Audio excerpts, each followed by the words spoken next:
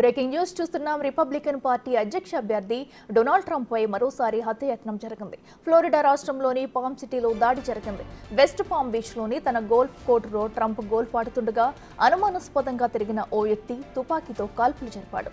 తేరుకున్న secret service agents ఎదురు కాల్పులకు దిగారు. దీంతో సదరు వ్యక్తి ఓ ఎస్యూవీలో పారిపోగా పోలీసులు వెంబడించి పట్టుకున్నారు. దొండగుడు నుంచి AK-47 మోడల్ తుపాకీని స్వాధీనం చేసుకున్నారు.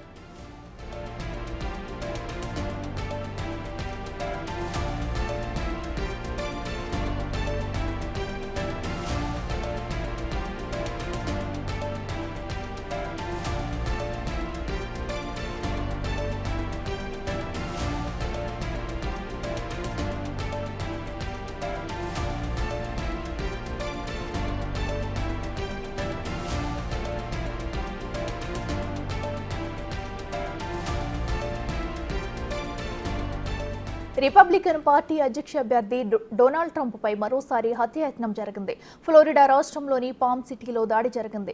వెస్ట్ పామ్ బీచ్ లోని తన గోల్ఫ్ కోర్టులో ట్రంప్ గోల్ఫ్ ఆడుతుండగా అనుమానాస్పదంగా తిరిగిన ఓ వ్యక్తి తుపాకీతో కాల్పులు జరిపాడు. తేరుకున్న సీక్రెట్ సర్వీస్ ఏజెంట్స్ ఎదురు కాల్పులకు దిగారు. దీంతో సదరు వ్యక్తి ఓ ఎస్యూవీలో పారిపోగా పోలీసులు వెంబడించి పట్టుకున్నారు. దొండగుడు నుంచి AK-47 మోడల్ తుపాకీని స్వాధీనం చేసుకున్నారు. ఇదే అంశానికి సంబంధించి మరింత సమాచారం మా ప్రతినిధి శివ అందిస్తారు. శివ, చెప్పండి, ట్రంప్ పై మరోసారి హత్యాయత్నం జరిగినట్టు తెలుస్తుంది. అసలు ఇది ఎవరు చేశారు? డీటెయిల్స్ ఏమైనా తెలుసాయా? అప్డేట్స్ ఏంటి? రైట్ అక్కడ అమెరికా మాజీ అధ్యక్షుడు ప్రస్తుత రిపబ్లికన్ పార్టీ అధ్యక్ష అభ్యర్థి డొనాల్డ్ ట్రంప్ పై మరోసారి హత్యాయత్నం జరిగింది. ఫ్లోరిడా రాష్ట్రంలోని పామ్ సిటీలో ఈ ఘటన జరిగినట్లు తెలుస్తోంది. ట్రంప్ నేషనల్ గోల్ఫ్ క్లబ్ లో డొనాల్డ్ ట్రంప్ గోల్ఫ్ ఆడుతుండగా గోల్ఫ్ క్లబ్ ఫెన్సింగ్ వద్ద పొద్దులో నుంచి AK-47 రైఫిల్ తో కాల్పులు జరిపినట్లుగా తెలుస్తుంది. కాల్పులు జరిపిన వెంటనే స్పందించిన సీక్రెట్ సర్వీస్ ఏజెంట్లు ఎదురు కాల్పులు జరిపారు. ఈ నేపథ్యంలో నిందితుడు వెంటనే ఎస్యూలో అక్కడి నుంచి పరారైనట్టు తెలుస్తుంది.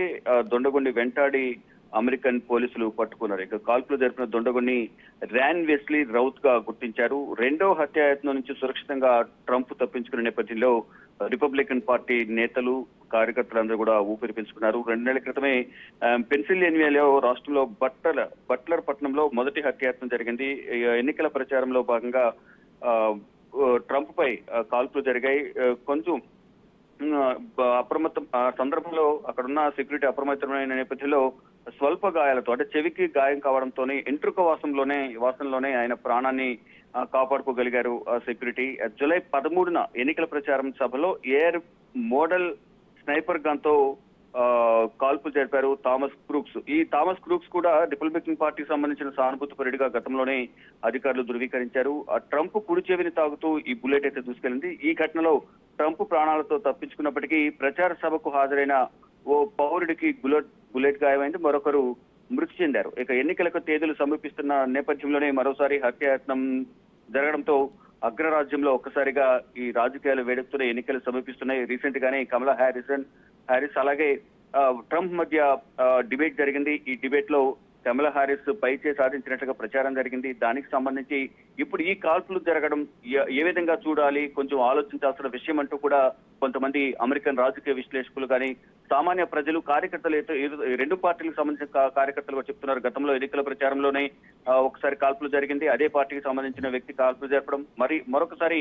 ఈ రోజు మళ్ళా కాల్పులు జరగడం వెనుక కొన్ని అనుమానాలు కూడా వ్యక్తమవుతున్నాయనేది కొంత అందరూ కూడా అనుమానం వ్యక్తపరుస్తున్న పరిస్థితి కనిపిస్తుంది. కానీ దీనికి సంబంధించి ఇప్పటికే అమెరికన్ పోలీస్ డిపార్ట్మెంట్ కానీ లా ఎన్ఫోర్స్మెంట్ డిపార్ట్మెంట్ కూడా ఎవరైతే ఆరోపణలు ఎదుర్కొంటున్నారో 58 ఏళ్ల ర్యాన్ వెస్లీ రౌత్ ఫోటోను కూడా విడుదల చేశారు. అనుమానితుడికి కాల్పులు జరిపి పారిపోతున్నది ఈ వ్యక్తి అంటూ కూడా ఒక వ్యక్తి ఫోటో కూడా రిలీజ్ చేశారు. ఇప్పుడు లా ఎన్ఫోర్స్మెంట్ దర్యాప్తు కొనసాగిస్తుంది.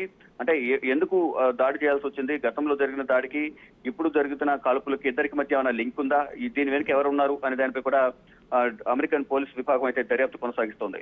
అఖిల. Right Shiva, thank you.